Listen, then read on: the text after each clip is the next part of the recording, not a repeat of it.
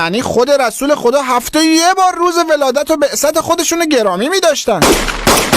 کافرا، هیچ کدوم از صحابه این کاری که میکنین رو انجام ندادن. یعنی هر کار خوبی که صحابه انجامش نداده باشن حرامه؟ من شنیدم خود شما هر سال برای بزرگداشت شیوخ وهابیتون یه هفته جشن میگیرین. جشنای شما بدعت نیست، ولی جشن میلاد رسول خدا بدعته. تازه مگه وقتی ما روز میلاد پیامبر دور هم جمع میشیم چیکار میکنیم جز سنت‌های قشنگ دینی؟ ما جمع میشیم و به رسول خدا سلام و صلوات میفرستیم. مگه قرآن نفرموده خدا و فرشتگانش به رسول خدا درود میفرستن و ما هم باید سلام و درود بفرستیم؟ ما اطعام میکنیم و صدقه میدیم که دستور قرآنه. ما در مدح پیامبر خدا شعر میخونیم که توصیه خود رسول خدا به اصحابشونه. نشنیدی رسول خدا از شعری که یه شاعر تو جنگ احد در مدح ایشون خوند خوشنود شدن؟ اصلا تو از خوشنودی رسول خدا ناراحتی یا از شادی ما یا از کارهای خیری که انجام میدیم؟ نکنه با شربت و شیرینی مشکل داری؟ بیماری قند که نداری.